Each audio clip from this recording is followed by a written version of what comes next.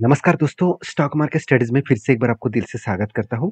तो मुझे बहुत दिनों से कमेंट्स किया जा रहा था मन्नपुरम फाइनेंस लिमिटेड के बारे में चर्चा करने के लिए, क्योंकि मैं खुद भी इस कंपनी के ऊपर मैं आपके साथ चर्चा करना चाहता हूँ, क्योंकि मुझे इस कंपनी के ऊपर एक as a short term period के बेसिस में एक स्विंग बेसिस में मुझे एक ट्रेड मिला है, जो मैं आपके साथ शेयर करूंगा।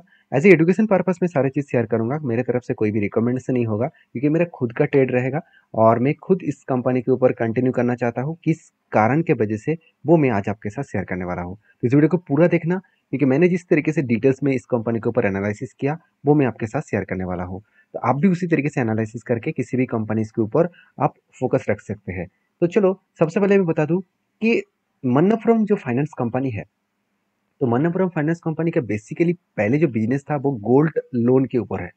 तो गोल्ड लोन के साथ साथ अभी कंपनी अलग अलग कैटेगरीज के भी लोन बांटना स्टार्ट कर दी है। तो वो कौन सा कैटेगरीज के ऊपर लोन बांट रहे हैं, सबसे पहले वो मैं आपके साथ शेयर करूंगा। अब मैं ऑफिशियली एक वेबसाइट से जो डेटा मुझे मिला तो वो मैं आपके साथ शेयर करूँ, आप खुद ही देख सकते हैं।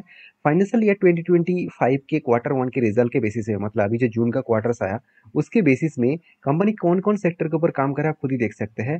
टोटल जो सबसे ज्यादा बिजनेस कंपनी किसके ऊपर कर रहा है, गोल्ड के ऊपर 53% के आसपास गोल्ड के ऊपर। उसके बाद MFI मतलब माइक्रो फाइनेंस के ऊपर कंपनी 25% काम कर रहा है।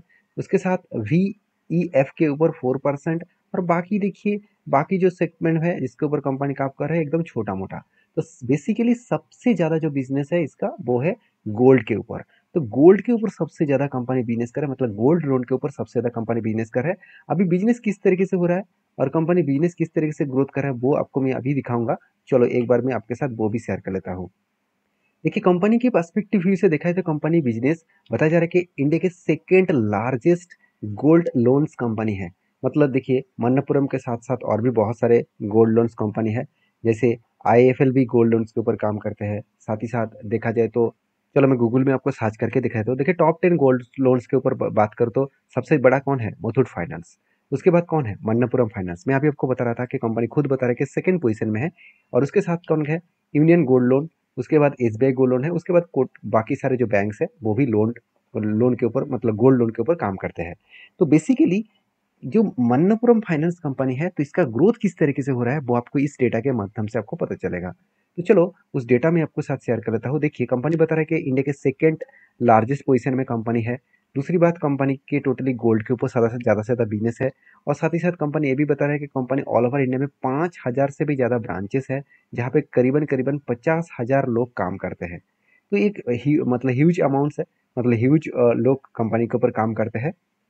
अभी कंपनी के काम सिर्फ कितना हो रहा है वो इंपॉर्टेंस नहीं है, कंपनी के कितना ग्रोथ हो रहा है वो इंपॉर्टेंस है। जैसे गोल्ड लोन के हिसाब से AUM मतलब एनुअली जो कंपनी का जो ग्रोथ हो रहा है वो किस तरीके से हो रहा है वो देख लीजिए।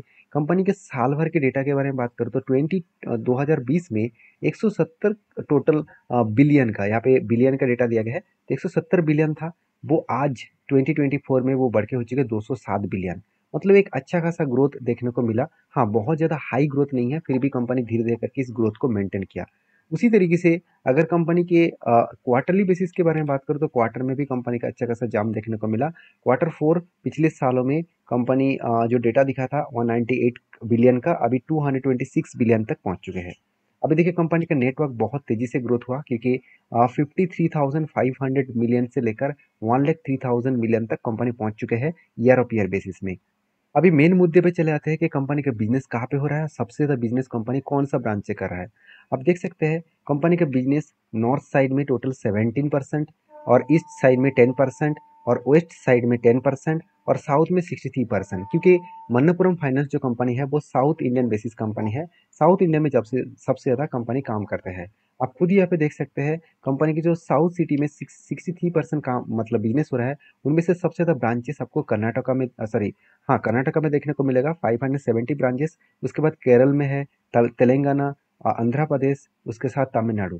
तो कुल मिलाकर 2214 टोटल ब्रांचेस है साउथ इंडिया में। साथ ही साथ अगर ईस्ट इंडिया के बारे में बात करूँ, मतलब बंगाल हो गया, ओडिशा हो गया, बिहार हो गया, तो इस जगह पे बारे में बात करूँ तो आप असम हो गया, तो इस जगह पे बारे में बात करूँ तो आप देख सकते हैं ईस्ट 10% के आसपास यहाँ पे आपको देखने को मिलेगा। वो भी देखिए, सबसे ज़्यादा असम में है 18%, बिहार में 18 ब्रांचेस, बिहार में 24 और वेस्ट बंगाल में 105 ब्रांचेस है। और ओडिशा में भी 150, मतलब ओडिशा और वेस्ट बंगाल में सबसे ज़्यादा ब्रांचेस आपको देखने को मिलेगा। उसी तरीके से आप बाकी भी देख सकते हैं, जैसे वेस्ट रीजन में 10%, मतलब जैसे गुजरात हो गया, राजस्थान हो गया, गोवा हो गया, साथ ही साथ मुंबई हो गया। तो इस तरीके से एरिया में देखा है तो महाराष्ट्र में 201 10 ब्रांचेस, गोवा में 8 ब्रांचेस, गुजरात में 123 ब्रांचेस। बाकी नॉर्थ साइड में जैसे जम्मू कश्मीर में 10, और सबसे ज़्यादा नॉर्थ साइड में कहाँ पे है, उत्तर प्रदेश में 140। तो इसी तरीके से टोटल ब्रांचेस आपको ऑल ओवर इंडिया में इसका फैलता हुआ देखने को मिलेगा। सिर्फ इंडिया में नहीं, कंपनी के कुछ यूनियन टेरिटोरीज के ऊपर भी देखने को मिला, जैसे दमन दीव के ऊपर है, अंडमान निकोबार के ऊपर है, पंडिचेरी के ऊपर है। तो कुल मिलाकर बाहर में टेरिटोरीज में 17 ब्रांचेस आपको देखने को मिलेगा। तो ओवरऑल सबसे ज़्यादा जो कंपनी का बिजनेस हो रहा है वो है सेमी अर्बन एरिया में। अभी सेमी अर्बन एरिया कहाँ कहाँ पे है, साउथ में एंड नॉर्थ में। इस दोनों जगह पे सबसे कंपनी का ज़्यादा बिजनेस हो रहा है, 34%। उसके साथ अर्बन एरिया में भी सेम टू सेम 35% जो वेस्ट जगह पे है, और साथ ही साथ ईस्ट में भी है, और बाकी छोटे मोटे बाकी जगह पे कंपनी का बिजनेस चल रहा है। तो ओवरऑल कंपनी का जो बिजनेस है वो किस तरीके से फैला के रखा है आप देख सकते हैं। मगर इस कंपनी में कुछ वीकनेस पॉइंट है जो मैं अभी आपके साथ शेयर करूंगा। अगर आपको एवरेजली देखा जाए तो ऑनलाइन जो गोल्ड लोन का बिजनेस है कंपनी का, वो देखिए कितना ग्रोथ हो रहा है, 7% के आसपास।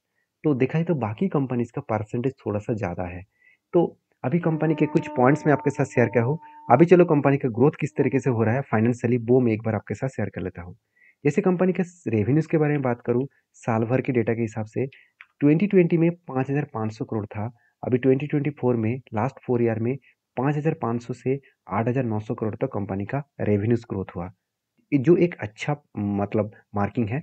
और प्रॉफिट जो है वो 1480 करोड़ से 2190 करोड़ तक देखने को मिला, मतलब एक हाई लेवल का कंपनी का प्रॉफिट ग्रोथ भी यहाँ पे देखने को मिला है। नेटवर्क भी कंपनी का अच्छा खासा देखने को मिला है, 5,800 करोड़ से 11,500 करोड़ तक कंपनी का नेटवर्क देखने को मिले। तो एक हाई ग्रोथेबल कंपनी का यहाँ पे सिचुएशन देखने को मिले है।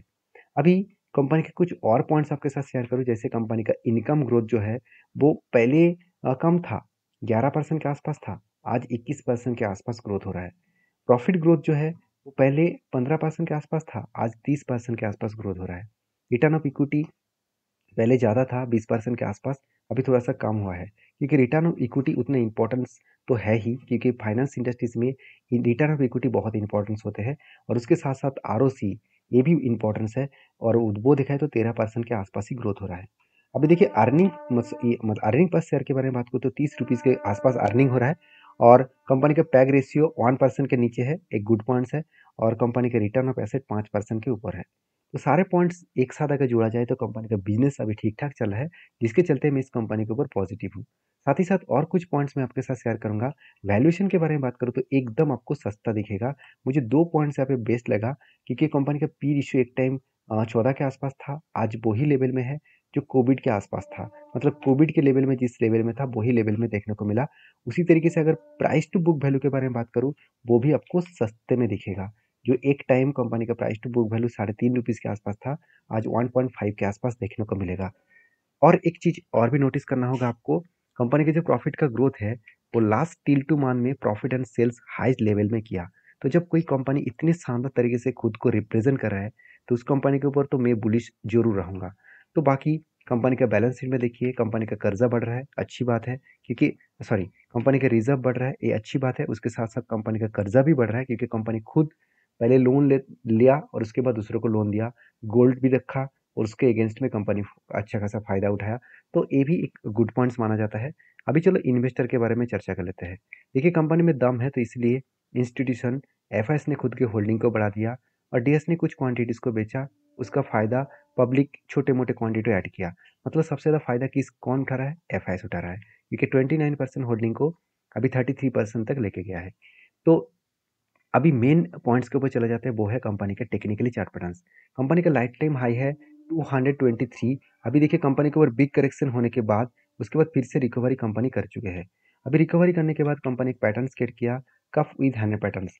तो मैं इसी के इंतजार कर रहा हूँ कि जब इस लेवल को, लेवल कौन सा है 223, इस लेवल को ब्रेकआउट करेगा, इसके ऊपर ब्रेकआउट कंफर्मेशन करेगा, तो मैं जरूर यहाँ पे एक ट्रेड लेने वाला हूँ। और मेरा जो टारगेट रहेगा कुछ इस हाई लेवल तक, 364 लेवल तक। अगर मैं इस करंट एंट्री लेवल से अगर मैं टॉप लेवल तक देखूँ, तो मुझे 64% के आसपास टारगेट मिलने का चांसेस है। अभी चांसेस है इसलिए मैं क्यों बता रहा हूँ, क्योंकि इसका कोई गारंटी नहीं है। मार्केट में जो आपको बता रहा है कि 100% गारंटी के बेसिस में प्रॉफिट मिलता है, मेरे हिसाब से वो बेवकूफ़ बना रहा है। क्योंकि मार्केट में सेबी ने खुद कहा कि यहाँ पे कोई गारंटीड रिटर्न होता नहीं है। आपको टाइम देना पड़ेगा, कंपनी के ऊपर डीपली रिसर्च करना होगा, उसके बाद काम करना होगा। तो ये सारे पॉइंट्स आपको कैसे लगा ज़रूर मुझे कमेंट्स करके बताना, और वीडियो अच्छा लगे तो प्लीज़ एक प्यारा सा लाइक ज़रूर कर देना, क्योंकि आपके लाइक बहुत ज़्यादा मोटिवेट करते हैं। और आप किस कंपनी के ऊपर वीडियो देखना चाहते हैं, वो ज़रूर मुझे कमेंट्स में लिख के भेजिए। मैं उसके ऊपर डिटेल्स में वीडियो आपके साथ ज़रूर शेयर करूँगा। तो मिलते हैं नेक्स्ट वीडियो में, तब तक के लिए धन्यवाद।